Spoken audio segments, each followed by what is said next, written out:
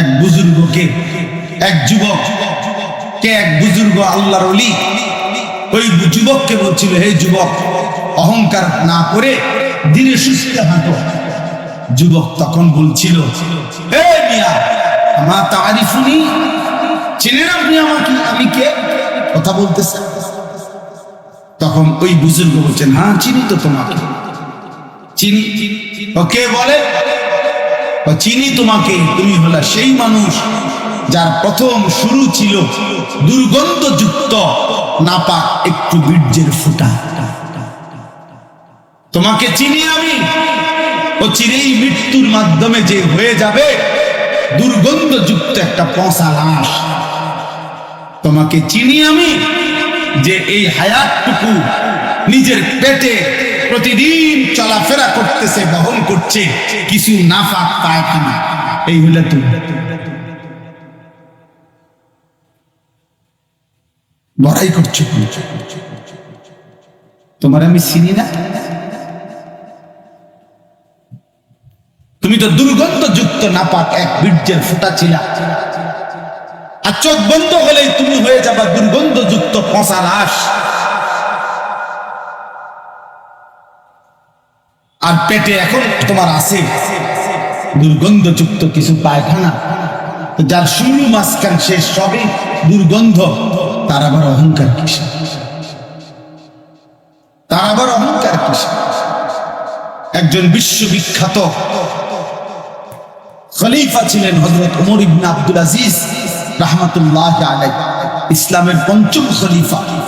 তিনি বলতেন, মাঝে মাঝে কবরস্থানে গিয়ে হযরত ওমর ইবনে আব্দুল আজিজ কবরের দিকে তাকাইয়া বলতো, ইয়া মাউতু মাযা ফাআলতা বিল আহিব্বা, হে মৃত্যু, হে কবর, আমার বন্ধুদের সাথে তুমি কি করেছো?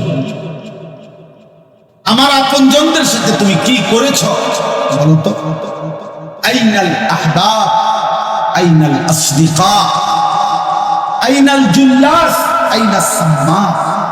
অর্থ হলো, আমার বন্ধুরা কোথায়, আমার আত্মীয়রা কোথায়, আমি যাদের সাথে বসতাম তারা কোথায়, আমি যাদের সাথে গল্প করতাম তারা কোথায়? তো হযরত ওমর ইবনে আব্দুল আজিজ বলতেন, কবর আমাকে ফিরাইয়া বলে যে আমি তোমার বন্ধুদের হাত, পাও, চোখ, নাক, কান, প্রতিটা গিরা, প্রতিটা জোড়া একটা একটা করে খুলে ফেলছি, আর এই মাটির সাথে রেজা রেজা করে মিশিয়ে ফেলছি। অতএব প্রিয় ভাই, লম্বা করার আর দরকার নেই, এই অল্প কথাই মূল বক্তব্য এটা। আল্লাহ তাআলা বলেন, আমাদেরকে মনে করাই দিয়েছে, বান্দা নাফরমানি করো না। বান্দা, ওয়ালাকাদ খালাকনাল ইনসান, আমি বানিয়েছি। প্রতিটা মানুষকে কে বানিয়েছেন বলেন? এরপরে আল্লাহ বলেন, ওয়া না'লামু মা তুওয়াসবিসু বিহি নাফসু। আল্লাহ তাআলা বলেন, দ্বিতীয় কথা মনে করাইছে যে বান্দা, তোমার অন্তরের গভীরে, একদম ভিতরে, অন্তরের গভীরে যদি একটা গুনাহের কুমন্ত্রণা, খারাপ কাজের, আল্লাহর একটি নাফরমানির চাহিদা তৈরি হয় অন্তরের গভীরে, এখনো প্রকাশ পাও নাই, এখনো বলো নাই, এখনো করো নাই, শুধু তোমার অন্তরে তৈরি হয়েছে, আল্লাহ বলে, বান্দা আমি সেটাও জানি। জানে? কথা বলেন না, আল্লাহ জানেন? জানেন আমাদের অন্তরের গভীরে যেই কল্পনা, ওয়াসওয়াসা, কুমন্ত্রণা, আল্লাহ সেটাও জানে। তাহলে এখানে চোখের গুনাহ আল্লাহ জানে, কানের গুনাহ আল্লাহ জানে, হাতের গুনাহ আল্লাহ জানে, পায়ের গুনাহ আল্লাহ জানে। যিনি অন্তরের গভীরে কোনো কল্পনা করলেও জানে, তো বাহিরের গুনাহ তিনি জানবে না? 3 নাম্বার, আল্লাহ তাআলা বলেন, ওয়া নাহনু আকরাবু ইলাইহি মিন হাবলিল ওয়ারিদ। আল্লাহ তাআলা 3 নম্বরে বলতেছেন, বান্দা মনে রেখো, এটা এমনি দেখাই, এই যে আমাদের শরীরে প্রথমে এই যে পশম, এগুলা, এরপরে চামড়া, এরপরে গোশত, এরপরে রক্ত। এই রক্ত যে মানুষের শরীরে সার্কুলেশন হয়, মানে রক্ত চলে। রক্ত কিন্তু প্রত্যেকটা রক্ত যেটা জেনে এনেই থাকে, এটা চলতে থাকে, সার্কুলেশন হয়, রক্ত প্রবাহিত হয় শরীরের মধ্যে। স্যালাইনের নলের মতো, স্যালাইনের তারের মতো মানুষের রক্তের সাথে সূক্ষ্ম থেকে সূক্ষ্ম শিরা উপশিরা আছে, রগ রেশা আছে, যেগুলো মানুষের সারা দেহের রক্ত সঞ্চালন করে। কোনো একখান দিয়ে যদি ওই তার ছিঁড়ে যায় স্যালাইনের নলের মতো, তাহলে কিছুক্ষণ পরে ওই মানুষটা মৃত্যুবরণ করবে, নির্জীব হয়ে গিয়া। তো আল্লাহ তাআলা বলেন, চামড়ার ভিতরে, পশমের ভিতরে চামড়া, চামড়ার ভিতরে গোশত, গোশতের ভিতরে রক্ত, রক্তের সাথে যেই শিরা উপশিরা, তোমার রগ রেশা, যেটার দ্বারা রক্ত প্রবাহিত হয়, আল্লাহ বলে, বান্দা মনে রেখো, আমি তার চাইতে বেশি তোমার। তুমি আমারে ফাঁকি দিবা কেন? তুমি আমাকে ফাঁকি দিবা কেমনে বান্দা? আমি তো তোমার ঘরের বারান্দায় থাকি না, আমি তো তোমাকে গ্রামে থাকি না, আমি তো তোমাকে জেলায় থাকি না, আমি তো তোমার শরীরের রক্ত প্রবাহিত শিরা উপশিরা, আমি তার কাছে আমারে আড়াল করব। এই তিনটা কথা, আরেকটু তাহলে তিনটা হল। এক নাম্বার, আল্লাহ আমার মনে করাই দিছে, আনিস আমি তোমাকে সৃষ্টি করেছি। দুই নাম্বার, আল্লাহ আমাকে বলতেছে, আনিস তোমার অন্তরের গভীরে যেই কথা আসা যাওয়া করে, কল্পনাগুলো আমি জানি। তিন নাম্বার, তোমার রক্তের শিরা উপশিরায় আমি আল্লাহ তাআলা তার চাইতে বেশি কাছে আছি। এবার চার নম্বরে আল্লাহ বলেন, ইয ইয়াতালাক্কাল মুতালাক্কিয়ানে আনিল ইয়ামিনি ওয়া আনিশ শিমালি কাঈদ। আল্লাহ বলে, বান্দা চার নম্বরে মনে রেখো, 24 ঘন্টা তোমার ডানে এবং বামে আমার দুইজন ফেরেশতা আছে। কথা বলে না? আছে তো? ওরা লিখছে এই চারটা। 5 নাম্বার, মা ইয়ালফিজু মিন কাওলিন ইল্লা লাদাইহি রাকিবুন আতীদ। আল্লাহ বলে, বান্দা তারা তো দুইজন আছে, অতিরিক্ত আরেকজন ফেরেশতা আছে, যে তোমার এই দুই জবান, মানে দুই ঠোঁটের মাঝখানে যে জিহ্বা, এই জিহ্বা দিয়ে তুমি যা বলো, যখন যা বলো, যা করো, 24 ঘন্টায় তুমি যে শব্দটাই বলো না কেন, উচ্চারণ করো না কেন, ভালো মন্দ, উপকারী অপকারী, জিকির দাও করো আর গালি দাও, আল্লাহ বলে এই জিহ্বা দিয়ে যা বের হয়, আল্লাহ তাআলা বলেন আমার আরেকজন ফেরেশতা তোমার মুখের প্রতিটা উচ্চারণ লিখে রাখে। এই কয়টা হলো? 5। কয়টা? 1, আমি তোমাকে সৃষ্টি করেছি, আমার থেকে যাইবা কেন? 2, তোমার অন্তরের গভীর বিষয়টা আমি জানি, আমার থেকে লুকাবা কেন?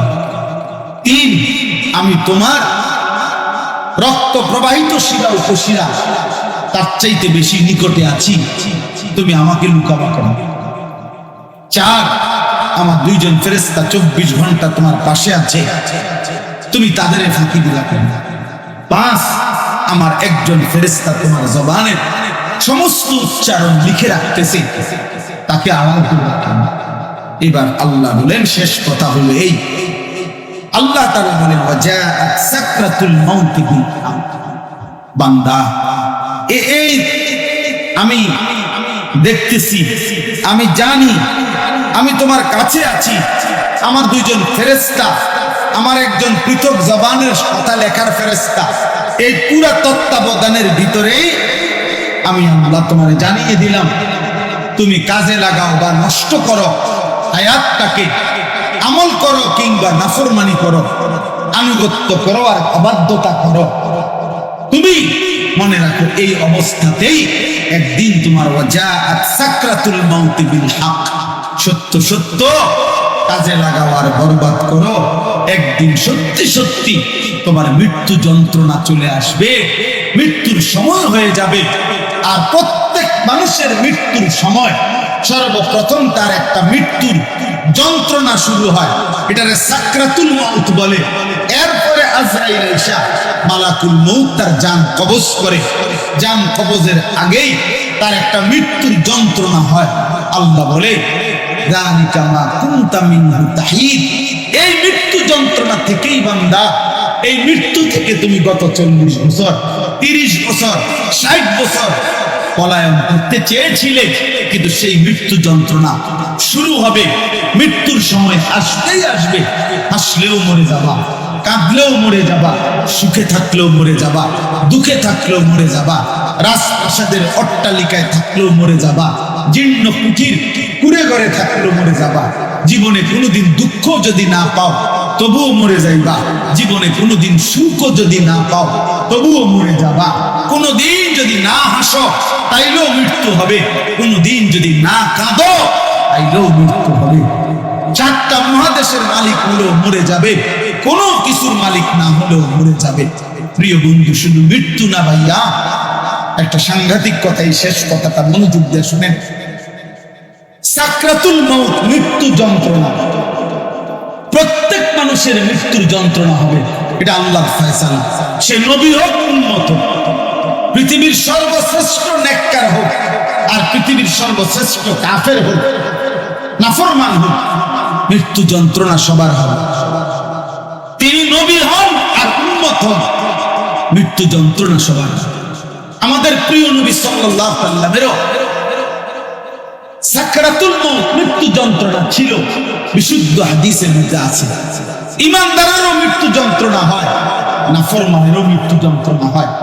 বাকি একটু পার্থক্য হইল, ঈমানদারের মৃত্যুর যন্ত্রণা যখন শুরু হয়, খোদার কসম ঈমানদার তখন খুশিতে আনন্দে উৎফুল্ল হয়ে যায়, আর দিল দিয়ে তখন ভাবে আমার বন্ধুর সাথে মুলাকাতের সময় হয়ে গেছে। গত 40 বছর আমি যারে ডাকতাম দিবানিশি, আমার সেই মহান মাওলা, আমার মালিকের সাক্ষাতের টাইম হয়ে গেছে। এই জন্য মুমিনের মৃত্যু যন্ত্রণা তার কাছে আনন্দকর,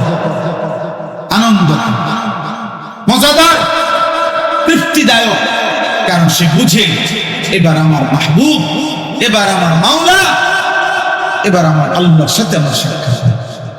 কিন্তু প্রিয় ভাই, আমি এই কথাটাই শুধু বোঝাইতে চাই, তাফসীরের মধ্যে আছে কোন নাফরমানের, কোন পাপী আল্লাহর প্রতি ঠিক মতো ঈমান নেয় নাই, হারামের উপরে ছিল, চুরি, ডাকাতি, জিনা, ব্যভিচার, মদ, জুয়া, সুদ, ঘুষ, কিস্তি, মা বোন বেপর্দা, বেহায়া, নাটক, সিনেমা, নাচ, গান, অশ্লীলতা, বেহায়াপনা, হারাম উপার্জন, এভাবে যে ব্যক্তি জীবন কাটাইছে, একটা উদাহরণ শুধু তাফসীরের মধ্যে লিখছে।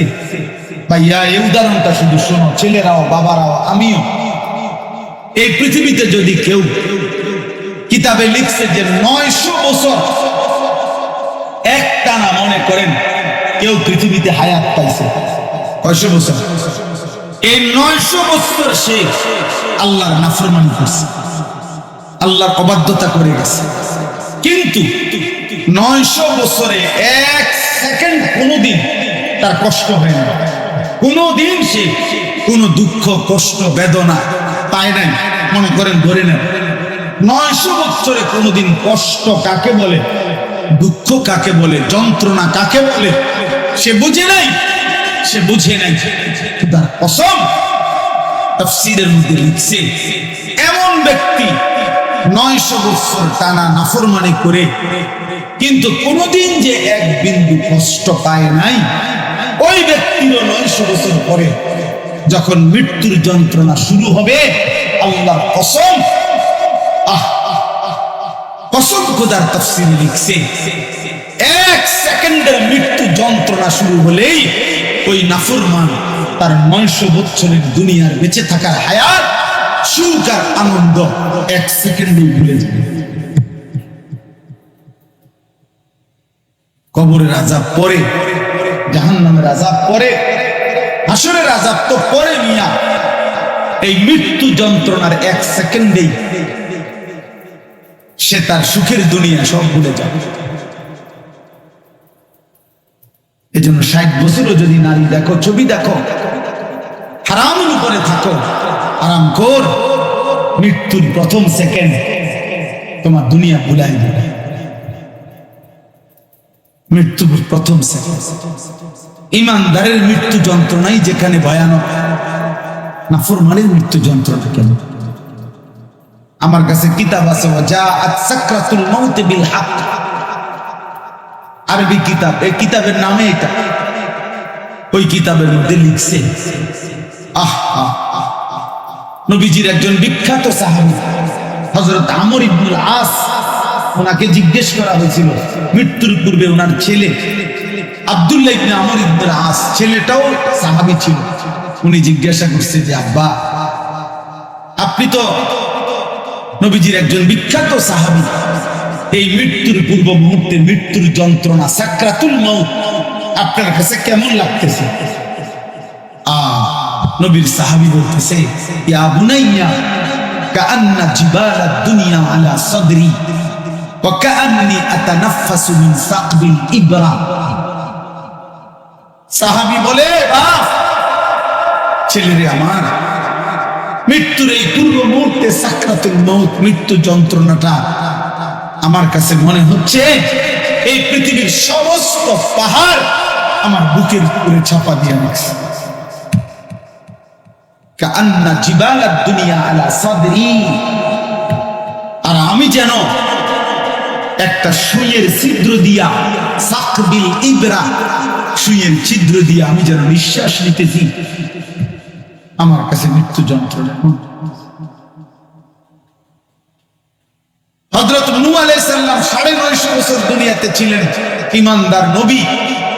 ওই কিতাবে লিখছে, নূহ নবীকে মৃত্যুর পূর্বে জিজ্ঞেস করা হয়েছিল, যখন ওনার মৃত্যু যন্ত্রণা শুরু হয়েছে, ওনারে বলছিল যে হে নবী নূহ, আপনি দুনিয়াতে কতক্ষণ ছিলেন, কতদিন ছিলেন দুনিয়া?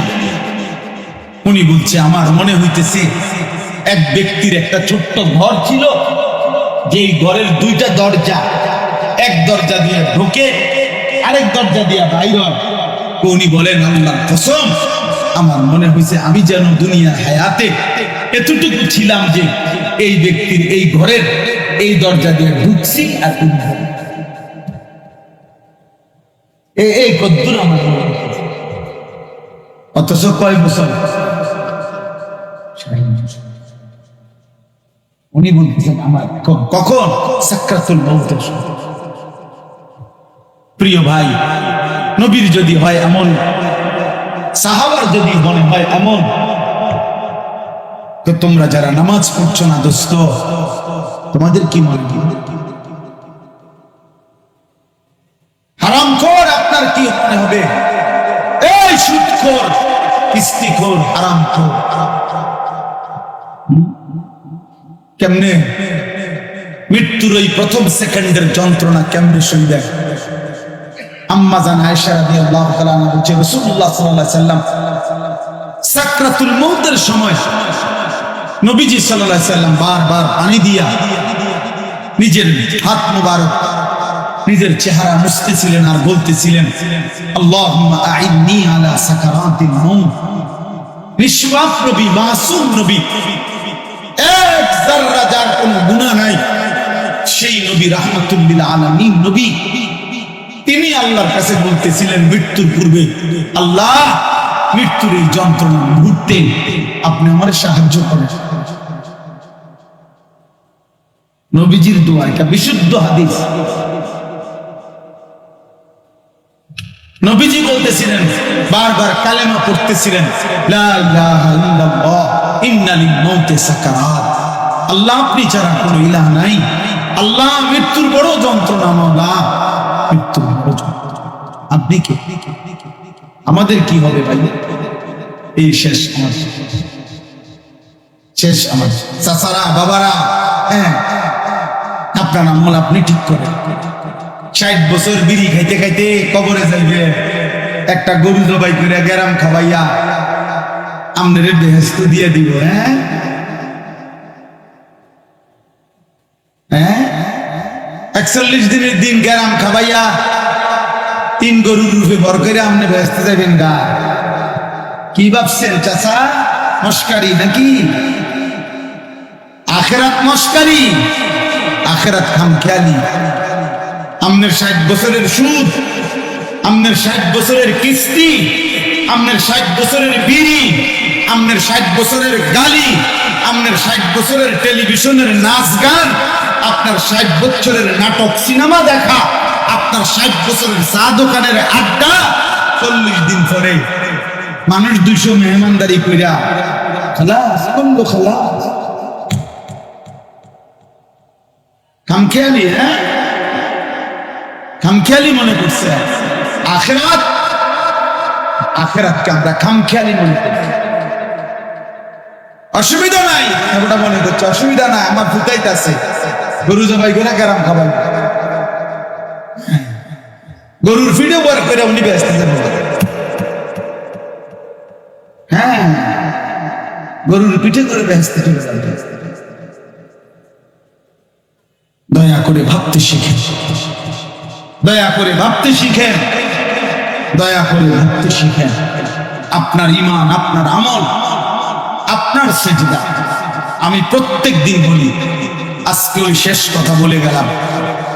আমি অসংখ্যবার এই কথা বলি যে বাপ ভাই, দুনিয়ার ঘর আমনে একা না হইল, আমনে পুরা শেষ করতে না পারলো অসুবিধা নাই, যে দুপারের দায়িত্ব যান, বাকিরা হিসাব করবে।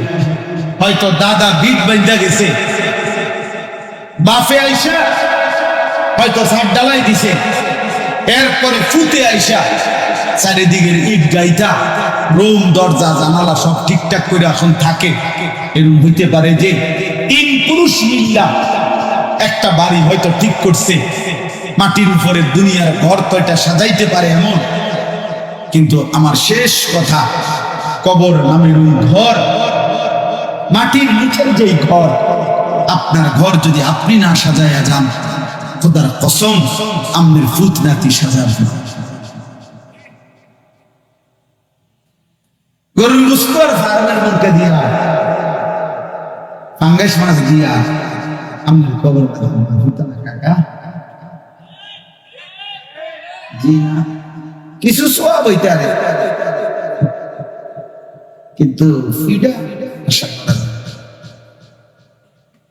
না। মাটিতে তো দেখলে তো মাটিতে থাকতে পারে। আল্লাহ আমাদেরকে হেফাজত করেন। এই জন্য সাদো খানের বিরোধিতা করবেন না, নিজের ঈমান মূল্য মসজিদের সাথে সম্পর্ক করেন, নামাজের সাথে সম্পর্ক করেন।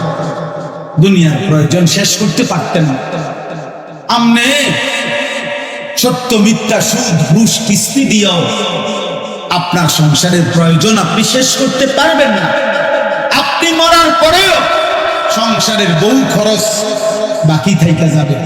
আমনে মরার সামনে মাথা দেখবেন আমনের ঘরে সোফার কোনা ভাঙ্গা গেছে, জানালার গ্রিল নষ্ট হইয়া গেছে, দরজার সিটকারি খুলিয়া গেছে, বাথরুমের প্লাস্টিকের দরজা এডি ভাঙ্গা টুকরো হয়ে গেছে, ঝুরঝুর হয়ে গেছে। এগুলা নাই, অনেক কিছুই আবার করতে হবে সন্তানরা। কাজে দুনিয়া, আপনি আপনার বিবি বাচ্চার দুনিয়া শেষ করতে পারতেন না, ওরা আবার করতে হবে। তো কাজে কেন মিথ্যা বললেন, কেন সুদ খাইলেন, কেন কিস্তি নিলেন, কেন হারাম খাইলেন, কেন ওজনে কম দিলেন? বিনিময়ে পরিবারের অভাব তো দূর করতে পারলেন, ফাঁকি দিয়া নিজের আখিরাতটা নষ্ট করলেন। অতএব দয়া করে প্রত্যেকেই নিজ হায়াতে, যার হায়াত আছে যতক্ষণ, সুযোগ আছে ততক্ষণ, এখন তওবা করেন, এখন চোখের পানি ফেলেন, এখন কাঁদেন, ইনশাআল্লাহ বরকত হবে। আল্লাহ তাআলা আমাদেরকে তৌফিক দান করেন, আল্লাহ তাআলা আমাদেরকে কবুল করেন। আজকের এই মাহফিল আল্লাহ তাআলা বরকত দান করেন। যাদের ভালোবাসায়, যাদের আয়োজনে এই মাহফিল, মসজিদওয়ালা সকলকে আল্লাহ তাআলা মাফ করে দেন। আমার কিশোর ছেলেরা একজনও যদি বুঝে থাকো ভাইয়া, সবাই একসাথে বদলাবে না, আমরা এটা জানি বাপ। কিন্তু আমার অনুরোধ রইল নওজোয়ান তোমাদের কাছে, দয়া করে তোমরা প্রত্যেকেই নামাজ পড়লো, গুনাহ ছাড়ো বাপ, মোবাইলের ছবি, নারীর নেশা কমাও বাপ। যে চাহিদা আল্লাহ দিছে আল্লাহ সেটা পূরণ করে দিবে। পেটের খিদা যিনি দিছেন তিনি খাবারেরও ব্যবস্থা করছেন, পানির তৃষ্ণা যিনি দিছেন তিনি পানিরও ব্যবস্থা রাখছেন। অতএব লজ্জাস্থানের চাহিদা যিনি দিয়েছেন, হালাল স্ত্রী তিনি ব্যবস্থাও করে দিবেন। তুমি সবর করো, কুত্তার মতো, জানোয়ারের মতো পরের নারীর দিকে হা করে তাকায় থাকো না বাপ। এই জীবন একদিন তোমার জাহান্নামেই নিয়ে যাবে, একদিন ধিক্কৃত করবে। কোন নেশাখোর, গাঁজাখোর, কোন জিনাখোর, কোন ব্যভিচারী, কোন লম্পট চরিত্রহীনকে পৃথিবী কোনোদিন 100 কোটি বছর পরেও পৃথিবী তাকে কোনোদিন সম্মানের সাথে স্মরণ করবে না, তাকে লানতেই দিবে, অভিশাপ। আরো 1000 কোটি বছর পরেও ফেরাউন নিকৃষ্টই, আরো 100 কোটি বছর পরেও জুনায়েদ বাগদাদি সম্মানিতই। অতএব পৃথিবী তোমারে থুতুই মারবে, বেনামাজ, চরিত্রহীন। আল্লাহ আমাদেরকে হেফাজত করে, আল্লাহ সকলকে কবুল আর মনসুর করেন। আলহামদুলিল্লাহ রাব্বিল আলামিন। আয় আল্লাহ, আপনি মাফ করে দেন।